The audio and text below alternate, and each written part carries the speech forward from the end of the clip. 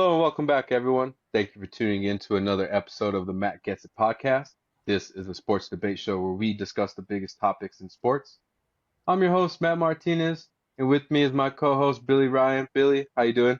I'm doing well. I'm doing well. Back for another interesting week of sports, baby. Yeah, for sure. And we got some massive topics to talk about, folks. So stay tuned. We have an update on the USA Ryder Cup team coming from Bethpage Black. Uh, Interesting topic there to discuss. We also have Kyle Schwarber's historic 4 home run game. We also have reactions to the Micah Parsons trade. Uh, Billy, the nation's team is kind of in shambles if we're being honest, like from their fandom there. So we'll dive further into that. And we also have Dana White's latest fight announcements. Billy, we'll start with golf and USA's team is finally announced fully. Keegan Bradley announced his captain picks, and we'll see how it goes, Billy, there in New York. The European team has dominated recently in competition, so we'll see if USA turns the tide. Keegan Bradley's picks, folks, were Justin Thomas, Colin Morikawa, Ben Griffin, Cameron Young, Patrick Cantley, and Sam Burns. Those golfers joined the 6 automatic qualifiers who were Scotty Scheffler, J.J. Spaun, Xander Schauffele, Russell Henley, Harris English, and Bryson DeChambeau. Billy, I'd like to hear your thoughts on the Ryder Cup team, and do we like our chances in 2025? I like to think that we're hopeful, but kind of comparing lineups, it's a little bit uncertain. But I like to do think that we have the home, field advantage per se. Hmm. I think the style of golf that Europeans play, especially that they're accustomed growing up to being in Europe, is definitely different from the United States for sure. So I do think we have that on our side. And obviously looking at the roster, you see a ton of big names. You got Scotty Scheffler, you got JJ Spawn. But I do feel like some of these people on this list kind of maybe get grandfathered in. Like, I don't know if I'm choosing Justin Thomas potentially. Obviously he's a great name. He's been around the game of the golf for so long, especially been a part of many Ryder Cups. So not saying that he doesn't have the experience and probably can pull through and that he's not a great golfer, but as of recent, his play, stuff like that, I feel like he's very, hit or miss. But with that being said, like I said, with the home field advantage, I know a lot of these people, grew up playing this course from college to PGA tournaments. Not saying that the Europeans haven't, but they might be slightly more accustomed to some of those courses. Yeah, those are all great points, Billy, especially the fact that a lot of the Americans who are on the roster have maybe previously played this course in the past, so they have a little bit of that familiarity, which obviously is always a good thing to have, right? You don't Right. want to go into a major competition like that and you have no idea where the spots to miss are, right? Because even at the highest level of golf, those golfers they play to their misses at times, right? For certain holes, right? In certain conditions. Like if you don't want to leave yourself short-sighted, uh, right? Near a pin, you want to have something where you're able to work with the green. You don't want to lay up into a bunker so far if you're a certain distance out, right? On a par 5, like no, that's the worst feeling, right, Billy? When you're laying up and then you lay up into the bunker or rough. Absolutely no. Even or just like the slight miss hit on the toe where you're like, carry 2 more yards, please, please. But yeah.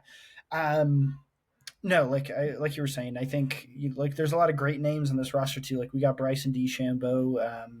There's only even like a couple of live golfers I think in this tournament in itself, which is I know there were some people who are rocking the boat there too. I think Bryson DeChambeau and John Rahm potentially are the only live players on there. I could be quoted. Make fact check me. Do it.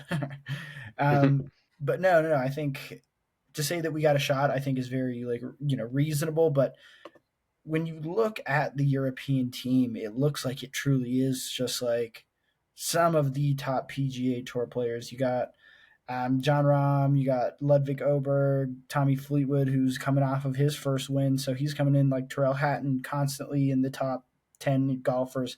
Same with Victor Hovland, Justin Rose. Like all, I would say like all of the players on the European league, or at least side for this side, um, very much is going to be competing. It's going to be a very competitive tournament throughout. I feel like. Oh, definitely. And if I'm not mistaken, Billy, I think the Europeans also have Victor Hovland and is it Shane Lowry? Yeah, exactly. So talk about other capable golfers. And then I think the biggest thing here, Billy, that has been lost in Keegan's picks is the fact that he could have picked himself, right? And that would have been totally justifiable. Like he's played well enough himself to earn a spot to play there in Farmingdale, New York for Team USA. But ultimately, he went the opposite route, elected to focus on coaching.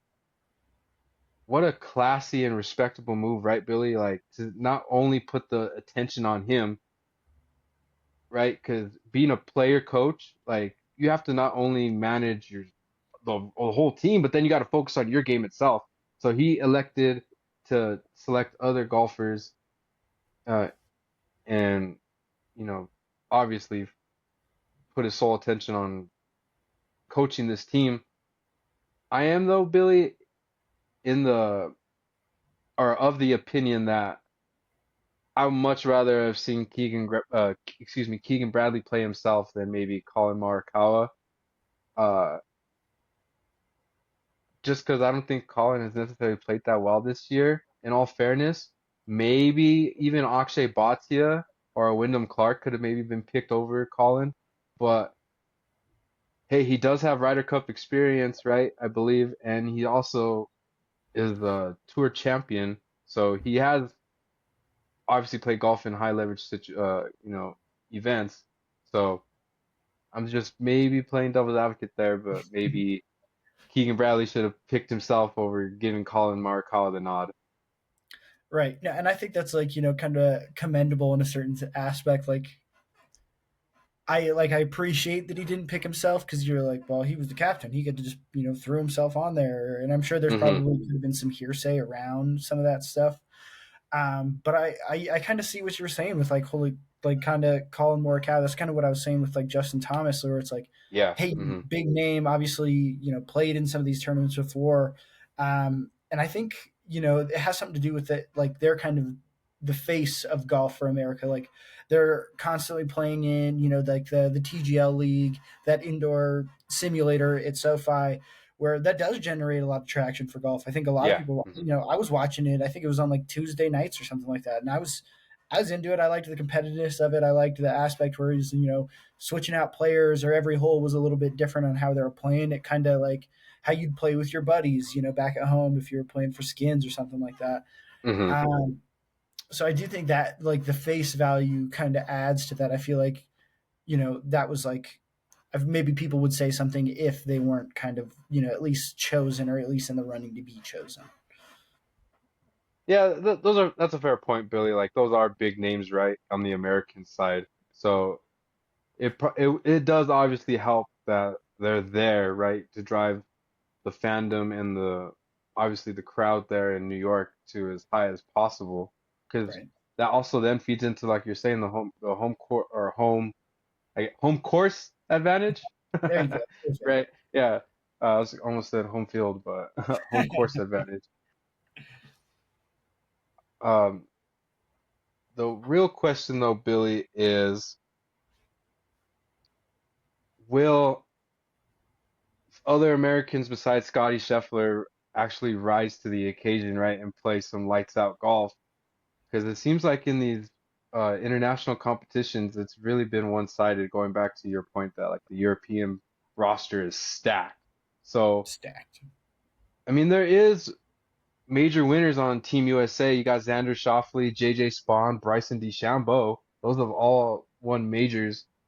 They've all won majors, not just Scotty Scheffler. So there Right. is capable firepower on Team USA. It's just, is it really gonna hopefully come together right for this one marquee event here in 3 weeks? I really hope, like you were saying, like I think everybody's got to be on their A game. It's like when, and it's a team game at that point. So it's not like Scotty can just go out there and shoot lights out. Like he's got to have his team with him as well. He's got to make sure he's following suit as well as everybody else is shooting a good score.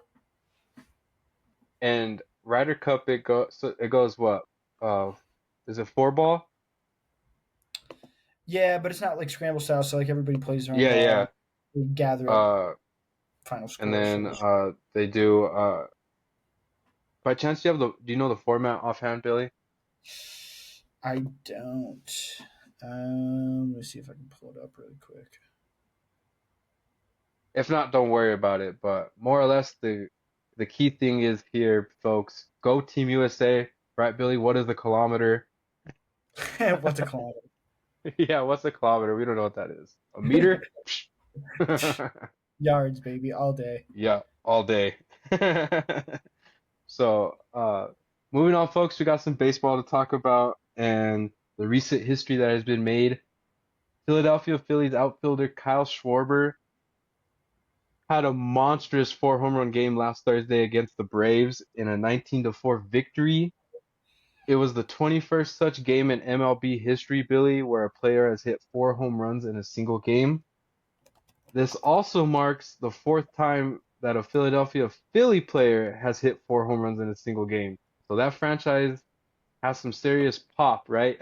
Yeah, uh, that's crazy. That's crazy. I didn't know that. yeah, that's pretty interesting tidbit, huh? The lefty slugger ultimately went 4 for 6 on the night, Billy, and recorded 9 RBIs, a franchise record. Billy, I'd like to hear your thoughts on Kyle Schwarber's historic 4 home run game, and I'd like to pose this question to you. Does that performance, if at all, improve his chances for the MVP in the National League? Honestly, okay, I'll start with the back half of the question. Honestly, I think it does kind of help it, like especially being near the end of the season and getting hot. Hmm. That definitely I feel like helps towards that playoff run. I think it is like a tough one to say because like yeah, I feel like the NL MVP is probably going to be Shohei Ohtani. I don't want to say it, but I think it's going to be true. I think like he's the person to beat. You know what I mean? If anything, I don't think it's like a maybe just like a hand it to him quite yet. Um, but then going back to the front end of that question, honestly, 4 home runs in a game, I could not. I wish I could have that understanding of how locked in he was in the box to be able to just be like comfortable, ready to just hit something I've never actually truly faced. Like obviously, I've hit like 1 home run in the game and been like, dude, I'm locked in today. What a day! Like, but I Yeah, couldn't seeing the imagine. ball well, huh? Yeah, exactly. You're like, God, what a day. But no, I couldn't imagine just the feeling of, like I said, how locked in he was at the plate. And at what point do you stop pitching to him? Like, do you throw at him? Do you after the second or third one? I'm like, I think we should just walk him. Like, I don't know. But at that point, I do really, I give was it the Braves that were playing? Braves, yes. I do commend the Braves for still pitching him to be like, hey, maybe we see history tonight. I don't know. Pitch to him. I kind of like that aspect, but now, like I said, it's only would you say 21 people in history to have 4 home runs in a game? Do you know that when the last one was before this? I feel like it was actually like fairly recent. I think it was like last year or something like that. If I'm not mistaken, I think it was earlier this season by Suarez. Or was it? No, was it the A? It was the A's player, wasn't it? Oh It was. yeah, oh yeah, you're right. It was the ace player. He was Was like a it rookie Kritz? too, or something like that, or super young. Yeah, Kritz. Yeah, that sounds right. That sounds right. Hmm. So so that's the third then this year. That's got to be a record too. Like, how many 4 home run games in a season have we seen? That's pretty nuts. Actually, I didn't even think about that. But no, that's crazy. I mean, before that though, it hasn't. I'm hold on. It hasn't happened since 2017 until 2025. So 8 year span between those. Right, and then all it happened just to be all three this year, which is crazy. Um, Torpedo bat About, conspiracy? Question mark. I don't know because Schwarber is like a prolific home run hitter. You know what I mean? True, true. I mean, was did he hit 50 yet? He's at Has 49 currently. That got him okay, to 49. Yeah. okay. So he has 49 home runs, Billy, 119 RBIs, and he's hitting 245 right now with an OPS of 943. Smashing the ball. Damn, that's pretty good. That's pretty damn good. Like no, he's hard to pitch to. Like you're like, hey, there's a chance anytime he steps up that the ball could leave the yard. And in Thursday night's case, it was every at bat he's stepping up, he's hit the ball yard. So like I said, he shows that he's capable of it. Um, I want to say this does help him for like a MVP race. Maybe there'll be some voter fatigue with like Otani or something like that, but I doubt Hmm. it. But no, like shout out to Schwarber to be able to achieve such a feat. And dang, I didn't even know there was two other 4 home run games this season. Jeez, I couldn't speak there for a second, but shout out to Schwarber. Yeah, big time shout out to Schwarber because if I'm not mistaken, Billy, a four home run game is even more rare than throwing a perfect game. Yeah, no, because I I think think there's I been I think there's yeah 25 like perfect games or something like that or no hit or maybe it's a no hitter, but either way, there's been 25 such instances of those, and now Schwarber was the 21st player to hit a four home run game, so it's even more rare. no, that's something special. And like I know if you even go back through like the history, there's a handful of you know 30s and 40s, 50s games that have like, oh wow, he had 4 home runs, but at the same time you're like, those ones didn't really count. The stats are whatever. But no, in this day and age, when everybody's throwing 100 miles an hour, with crazy breaking stuff and a good changeup, like it's something that truly is special. And then to even drive that point even further, Billy, home further, is the fact that analytics, right, on the pitching side, plays so heavily into a decision. There's a lot of players league wide who don't even see anything close to the zone. So the fact that he hit four home runs in a game, right? How many times does Aaron Judge get walked, right, after a home run, or even before gets a chance to hit a home run? Schwarber didn't get see an intentional walk there. He got a chance to hit four home runs. Granted, it wasn't a big time blowout victory, but still, you still got to I be able to hit the right, ball over the fence, right, Billy? 100%. It's like it's not like they weren't pitching a slouch. Like they were throwing like one of their relief pitchers who's on the roster. Wasn't some position player where he's swinging slow pitch softball at a 50-mile-an-hour pitch. Like you got to put the bat in the ball, and the ball's got to leave the yard. Is case case point. That's just what it is. Yeah.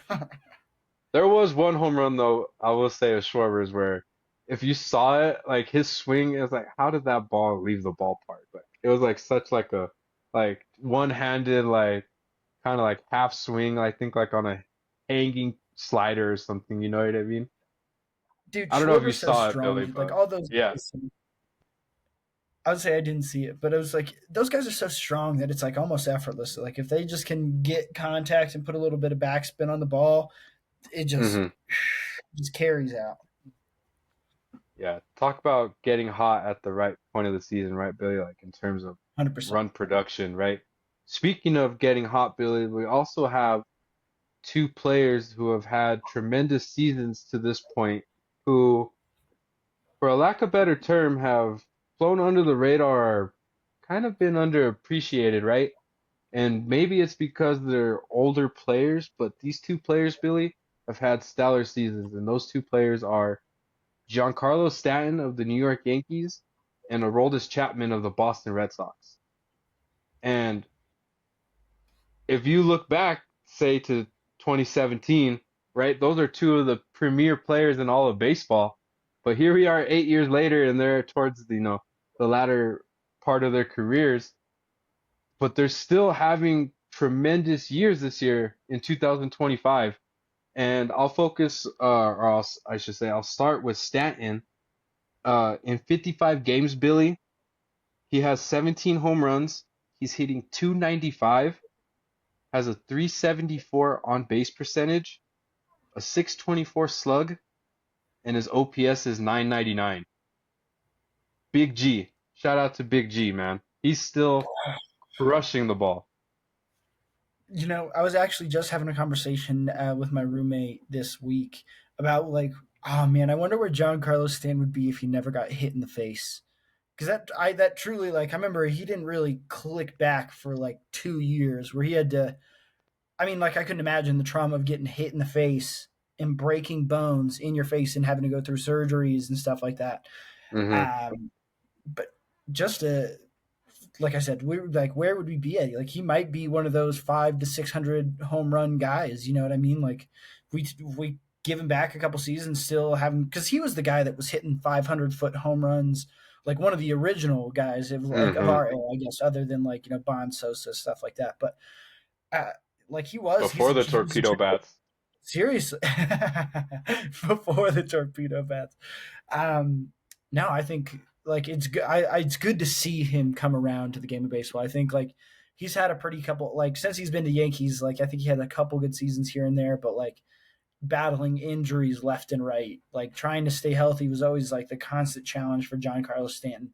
Granted, last year he was a dog in the playoffs, like an absolute savage. I think he was batting like almost 400 at one point. It was crazy, dude. And the dude was hitting, 120-mile-an-hour off the bat doubles, and it's like, okay, he's spraying the ball around the yard. He's feeling himself. Um, I didn't really look too much into his stats before you said that. It's like kind of crazy. I didn't realize he was like that good of a season. Like I knew he was turning it around, but I didn't really, I couldn't grasp it until now. Like those are like if those stats played out over a full season, those are MVP caliber stats. Like his old self, right? When he was the MVP, when the Yankees traded for him, hitting 300, oh, well over 20, 40 home runs, right? Well, if you like, obviously doubled his pace Right. projections, and then 100 RBIs,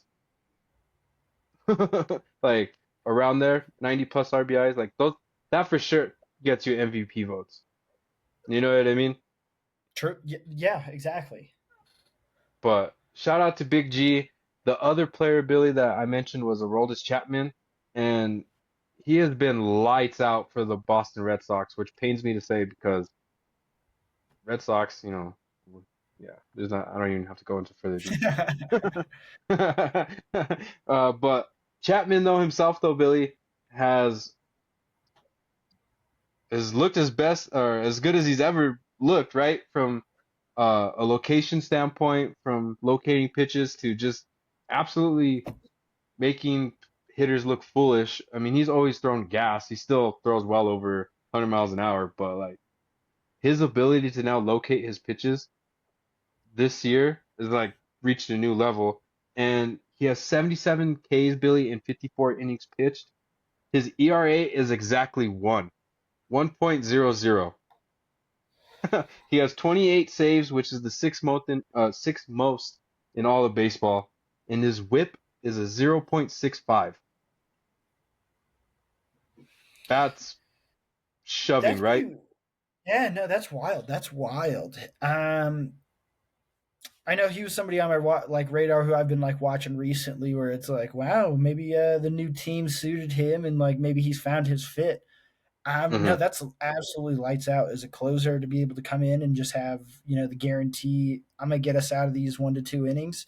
But like you were saying, the command of his pitches is something that I think he like lacked in the years prior, even like sometimes in his prime, where he got away with throwing so hard. You know what I mean? Where it was like if he can locate the fastball, it's tough to hit.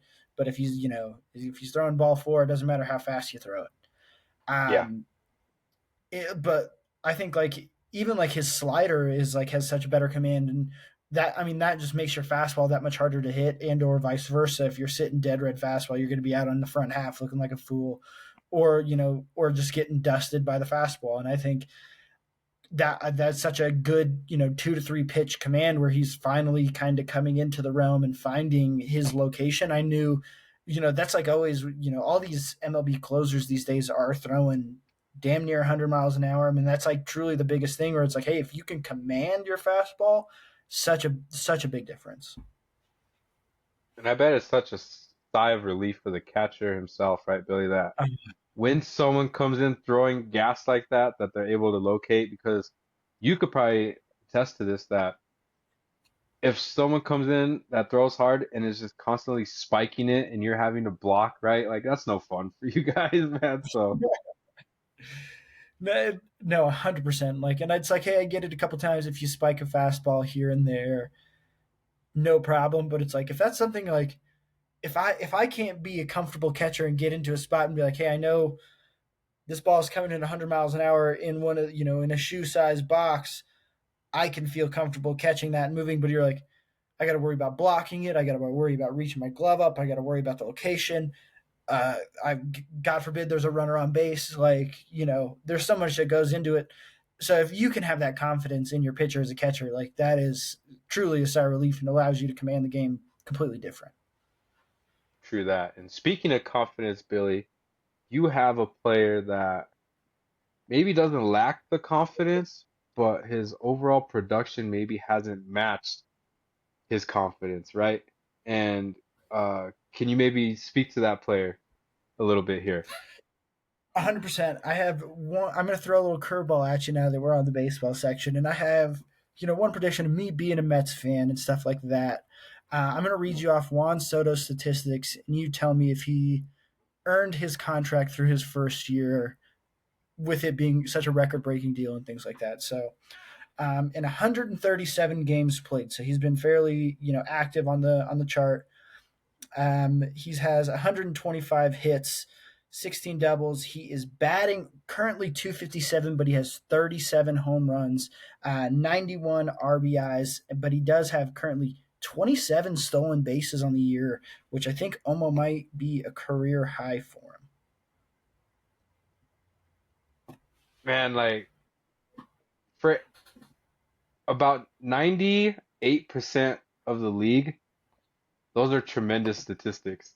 You know what I mean? Yeah, right. But but because it's Juan Soto and the fact that he's nearly $800 million man, or he's a nearly $800 million man, that's why like maybe there's a little bit of frustration, right, Billy, on not all of Mets fandom, but within a certain demographic of it, right?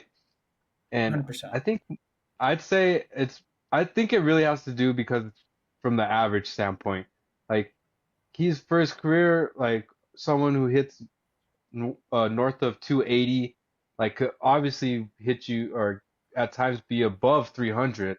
So the fact that he's hitting, what'd you say, 254, 254, 257. Yeah. 257, right? I think maybe that's where a little bit of the groans are coming from. But 20 some stolen bases, 30 plus bombs, and I'm sure he's around 90 RBIs, right? What'd you say? 91. 91. Nine again, 30 home runs, 90 RBIs. That's a pretty damn good season, right? From an offensive standpoint, like being able to produce, drive runs in, help your team out in certain situations, right? In situational hitting, runners on second and third, we got to get him in, right? We got to score him. So he's producing. It's just I think that's the only thing that maybe like if you're paying someone that big of a contract, you're expecting them to hit over 300, right? Like you're I expecting agree. him, you're expecting 300 on top of all that other stuff. Like there, I kid you not, like Mets are probably expecting 300 average, 40 home runs, 100 RBIs, 20 some stolen bases, and stellar defense, right? Because you're paying him that much money. Like that's what you're hoping to in return. So, Right. but No, I agree I with don't you. think it's fully fair. I don't think it's fully fair because he still have it's his first year. He's adjusting, right? New franchise, all that expectation, but he's still doing well, even though he wasn't an all-star. I think that's another reason, Billy, that people are maybe frustrated with Soto is because he wasn't an all-star and he's not obviously hitting 300 in MVP talks. But it's still a stellar Right. season nonetheless. No, Yeah, seriously though, it's like if you're like, hey, if you were to put his stats, they're well above like probably season average for like a consistent player, but you're like, he's the Yeah, near $1 billion man. Like, I'm there with you, but I think it's a completely different story if you keep the same stats and bump his average up to 280. I think it's a completely different story. I think people that's would what be I'm like, saying. hey, Hmm. I mean, if he like that, I think you're 100% right. I think if he bumps that up a little bit, you're like, yeah, this could be a monumental season. He's probably worth it.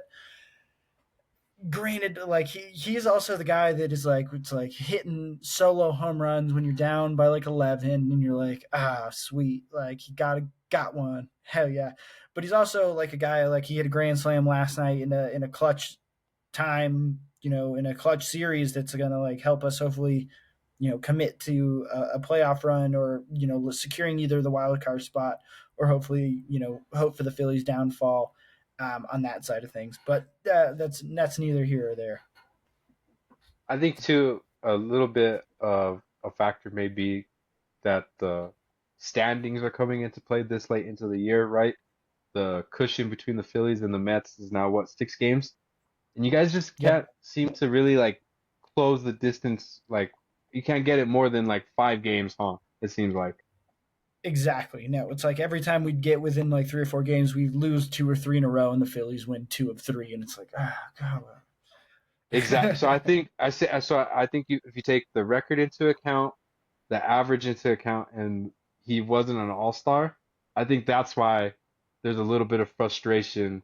Like 100%. Soto's not living up to the hype, but he's still having a good season, like relative to MLB standards. Like, 100%. 100%. but All right. And then I was all right. Leading into my other topic as somebody who's actually, was had a lot of hype coming in the last few years and had like a couple good years. Um, who I think is having a little bit more of a down year this year that does have a lot of hype behind his name, and it's O'Neal Cruz for the Pirates. I'm gonna read you off some of his stats here. Um, right now, he's played in 115 games, so like on pace to playing probably pretty close to 130, 140, right around mhm. there. But this is one of his lower years in batting average, being at 204. He's got 19 home runs and 411 at bats this season. So he is playing a lot. But, batting 200 is tough. Don't get me wrong, the Pirates are a struggling organization right now. But like if you're gonna be that kind of like franchise name guy, which I feel like he kind of is, like he's kind of that home run derby style that we are hoping to see with the Ellie De La Cruz and stuff like that. It's like the guys that we want to see that are in there, but it seems like he's been struggling all season. No, he has been Billy, and I did not know his batting average was that egregious, if I'm being honest. 204? My Dude, he's goodness. batting And in 204. His 400 plus at bats. 411 at bats. He's Yeah, batting 204. that's wow. That's really bad, which is exactly He, how Anthony Volpe does too, but focusing on O'Neal, focusing on O'Neal Cruz, Billy.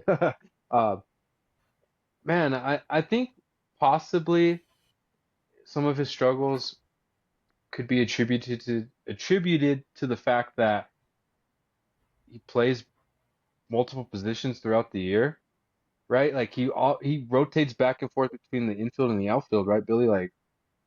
Like yeah, he he has go that from rocket shortstop to arm, which is crazy because he's like what 6'6", 6'7", 6'8" himself. I was surprised yeah, when I saw exactly. him standing next to Judge and Giancarlo. I was like, dude, this guy, Yeah, yeah, he's right there with them. No wonder why he hits 500-foot home runs. Like it totally checks out now. Like I never really put two and two together, like frame wise to like him being such a stud hitter, but that is kind of crazy if you think about a 6'8" shortstop. for real though, and I'm just now looking too, and it looks like he's played a ton of games at DH as well. So it's like Mm. the thought So they're process even behind the taking him guy who's not from the field then, huh? Wow. right. Okay. So maybe because he's not having that consistency, right, of seeing everyday activity, or more or less uh every activity between every pitch, right?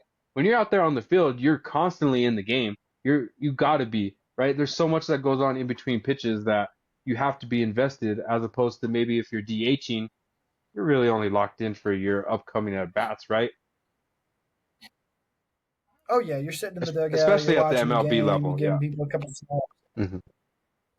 drinking some Gatorade. But yeah, you're just trying to flush it and lock in for your next AB, and hopefully you're putting yourself in a good situation. But exactly that. Yeah, well, hopefully O'Neal Cruz turns it around, in this last month or so and heading into next year. I'm sure he'll be playing in the World Baseball Classic. Do you know who he represents, Billy? I think. Hold on, I got something pulled up. Yeah, he'd represent the DR. Oh my God, and their roster is stacked, dude. The DR. Always stacked. It's like Wonder where he'll play, always huh? stacked. But He could play center field. He could play shortstop. He could just DH, whatever you wanted to do him. He could do it, but obviously he's got to turn the season around. it might convert him to a pitcher. He throws 100 across the diamond. It's got to be scary if he throws out the dirt at the first base and you're like, please hit my glove, please hit my glove. Good point there, Billy. Moving on, we have some football to talk about and the recent trade, Billy, that rocked the NFL. Micah Parsons has been traded from the Dallas Cowboys, Billy, to the Green Bay Packers in exchange for 2 first-round picks and defensive tackle Kenny Clark. In addition to the trade, Parsons also inks a new deal, which is the richest in the NFL for a non-quarterback. The deal is 4 years, $188 million, Billy. Bag secured, right? The deal also includes 120 million at his signing and 136 million fully guaranteed. Parsons is slated to make $47 million per season, Billy. I'd like to hear your thoughts on the trade, and who do you think won the trade, Billy? Did Dallas win the trade, or did Green Bay win this trade? Ooh, um, that's a tough one for me to say. I feel like I fall fairly neutral to the kind of win loss where it's like, yeah, 2 first round picks is going to be great. That's like something that you could rebuild a defense around, and I think that's something you can get. Plus, Kenny Clark, he was a first round pick back in 2015, maybe.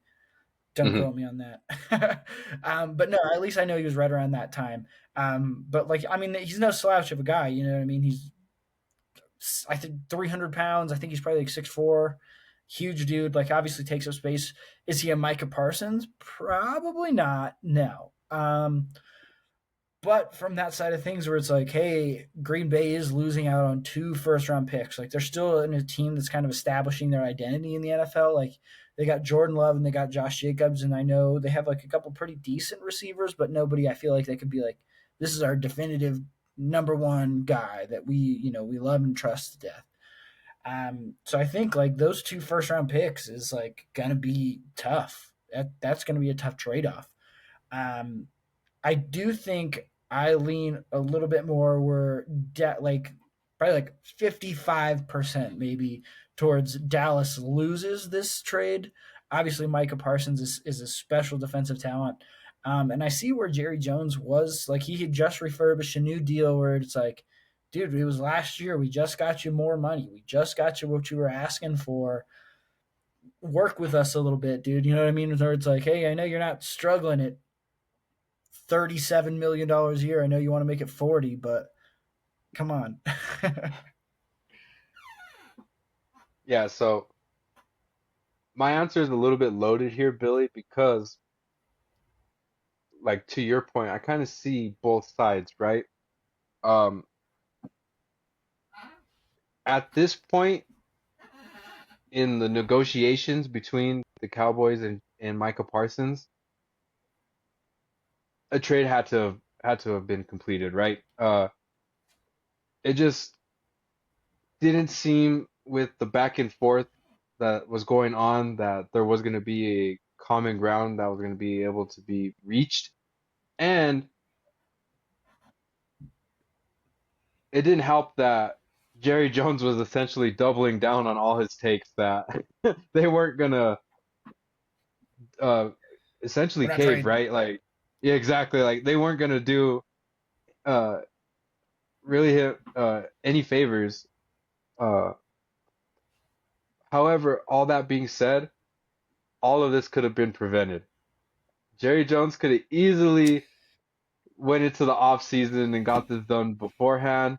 He could have got it done well before camp. You know what I mean? He could have opened the checkbook because he went and extended other players when he knew it was time to extend Parsons.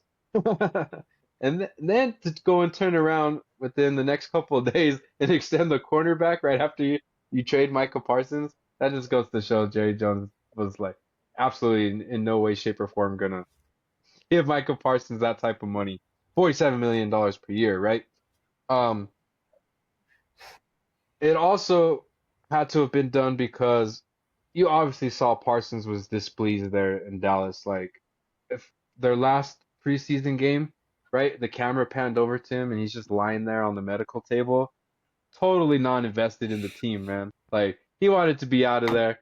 And if you look at his social media videos, when the news broke, his house was packed, dude. Like everything was cleared out. His pool was drained. Who drains a pool at the end of August, right? Or I don't know. I've never had a pool, so maybe they drain the pools around this time. But like Yeah, he good was point. ready to go, dude. So it got to the point where a deal had to have been done, but it all could have been prevented. So going over this and seeing who won the trade, I'd have to say Green Bay won the trade. And the reason why, Billy, is because it's hard to find pass rushers, man. Like, you know how difficult it is to find a premier pass rusher?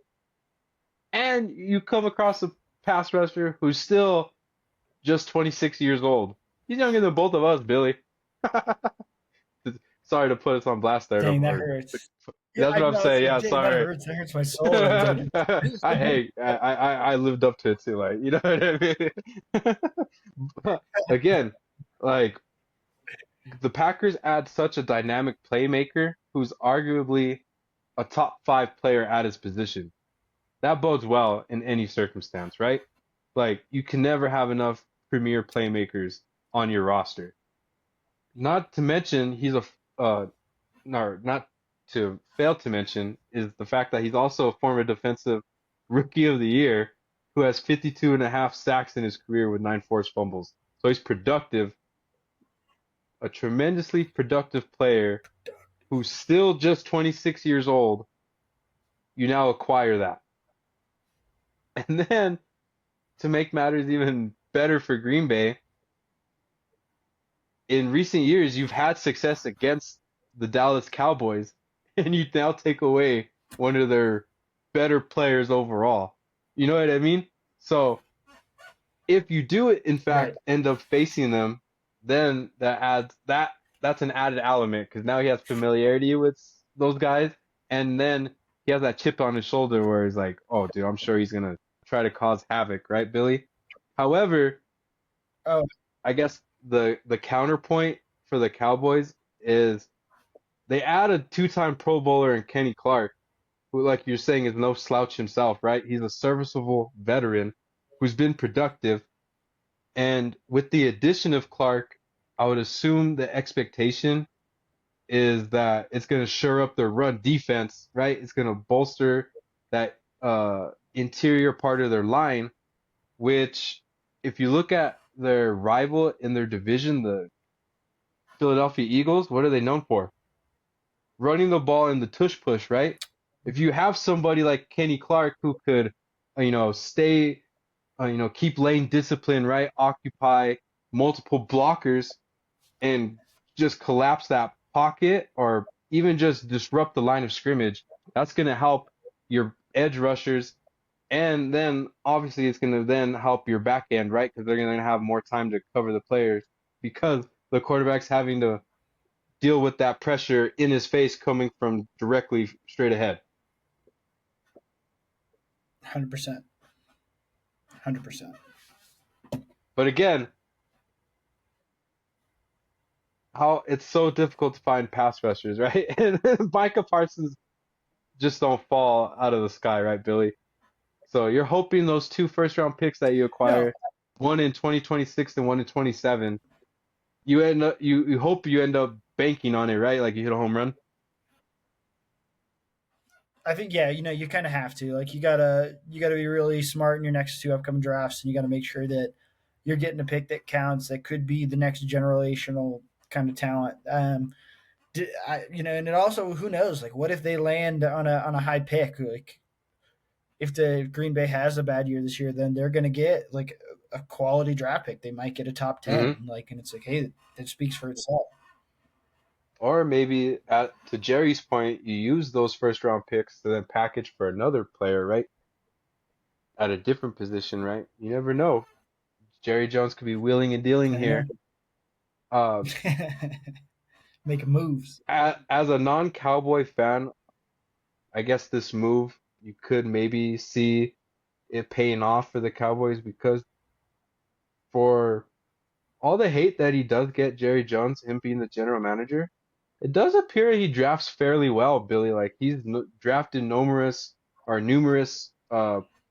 all-pro players, right? Like maybe he drafts another lineman who ends up being a staple, right, for the Cowboys. Like he's done it with Travis Frederick at center. He's done it with Zach Martin at guard. He's done it with Tyron Smith at tackle. Like you never know, right? It doesn't have to all necessarily then turn into a defensive replacement, right, Billy? That they use that pick for. No, that's a I, great point. That's 100% on the money.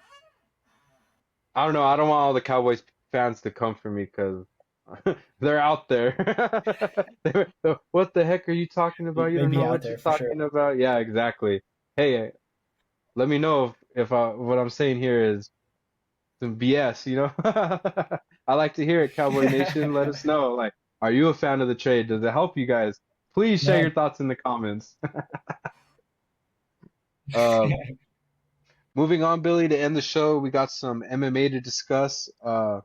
UFC President Dana White announced some big time fights taking place over the next few months, starting with the pair of title fights for UFC 322. In the main event, Billy, former lightweight champion Islam Makhachev will attempt to win a second bout against defending welterweight champion Jack Della Maddalena. In that same, or I should say, on that same card, Billy, in the co-main event, Zhang Weili will move up to face flyweight champion Valentina Shevchenko. Weili vacates her strawweight title in the process, Billy. I'd like to hear your thoughts on these fight announcements. And are you a fan of the recent trend of having to vacate the title in order to move up to secure a title fight in a different weight division? Yeah, definitely. I'll start off with that question. I actually am. I think like there should be a ruling where it's like, hey, you have to defend the belt maybe two or three times before you can go for a different belt. I don't necessarily think the vacate because it's like, hey, those are people who are obviously the best in that division, and it kind of Hmm. brings up you're like, well, if Whaley or Valentino decided to cut, they could go back in and be a champion and whatever. But it also could be like, hey, like if one of those people went down or up a weight class and then they got beat or finished maybe in like a second round, they'd be like, oh, they did deserve to fight for that belt. They should have fought somebody who's maybe the number one person on the card and not the champion. You know what I mean? So I do think there's conflict around that where I think it could be solved where it's like, hey, if you have three defense titles, you are allowed to challenge for the belt above or below you. I think that's something that could like settle the debate, but I do Hmm. think it is like a little bit like ridiculous where it's like, man, how long has Weili Zhang been the champion of the strawweight division? A while, quite a while. Yeah, for sure. I think it should be more like if you do ultimately go up to challenge for a second belt, I think they should then do an interim belt, but then after your fight, you then unify that, right? Like kind of like what Volkanovski did, right? Remember when he challenged Islam? He was the featherweight Yep. champ, but then he vacated it, and then that's how Topuria became the interim champion. And then once, right, uh, Alex finished his 2 fights with Islam, he came back down to fight Topuria. He ultimately lost, but I think that's the route that they should go, right? Rather than having him just vacate altogether, especially if they've been so Mhm. dominant in that division.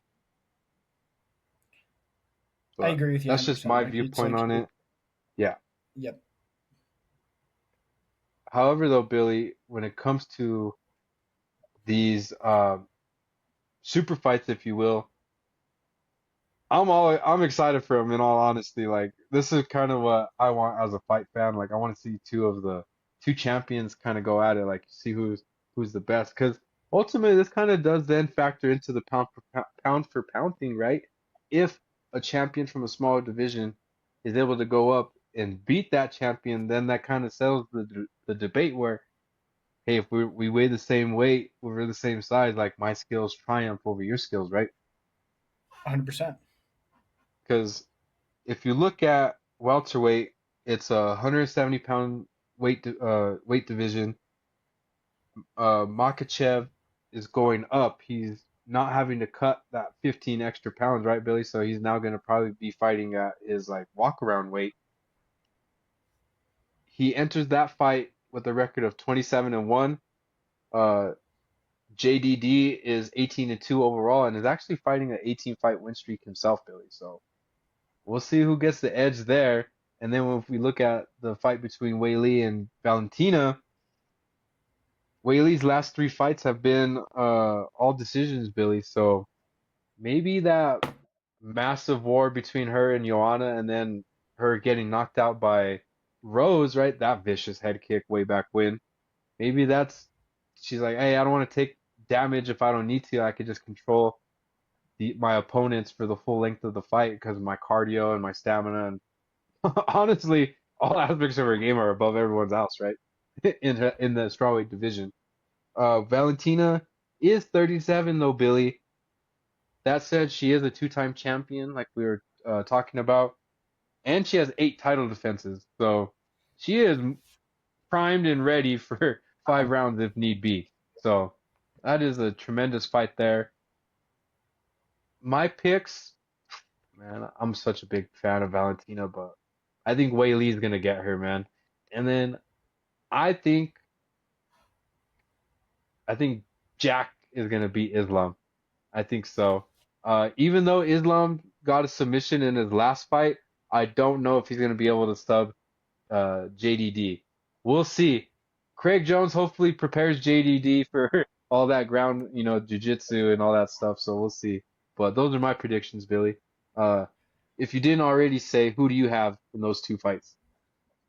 That's crazy. I would say I have the exact opposite. I think Valentina's been on a. Oh man, all right. I'd say I would be the devil's advocate here, but no, I think Valentina's been on a generational run where it's like, hey, this is my division, and I think she's going to own it. I think she is going to put up a hell of a fight. I think it is a fight that both of these fighters have, tremendous stamina. That's like definitely what both of these fighters are known for. So Yeah. I'm expecting it to go 5 rounds, but I do think like I said, we've seen some great fights and some great knockouts on both sides for these for Whaley and uh, oh my gosh, Valentina, Jesus, drawing a blank there for a second. But no, I think it's going to be a great fight. But like I said, I'm taking the opposite. I got Valentina, and then I got Islam. I think he's also just on a run that's going to be unstoppable. I think he's going to be what Khabib wanted to be, and fight another 5 years and be a champion, or if not, fighting continuously to win a championship belt. So those are my picks there. I've taken Valentina. I'm taking Islam. We'll have to keep tabs on that, Billy. If only the Paramount deal went into effect already, right? We could watch Yeah, it on Paramount, so but close. We're we so gotta wait close. till next year for that. One more, couple more pay-per-views this year, folks. But Damn right. That's all we have for today's episode, folks. We talked about Kyle Schwarber's historic 4 home run game and if it helps his MVP chances at all. We also talked about Micah Parsons being traded from the Dallas Cowboys to the Green Bay Packers. We also discussed Team USA, uh, Team USA's roster for the Ryder Cup over at Bethpage Black there in New York. Here in a couple weeks, Billy. Um, what's a kilometer? And lastly, we just talked about the massive fight announcements made by Dana White. Please let us know your thoughts in the comments below. Tag us on our social media platforms. Billy, where can the folks find you?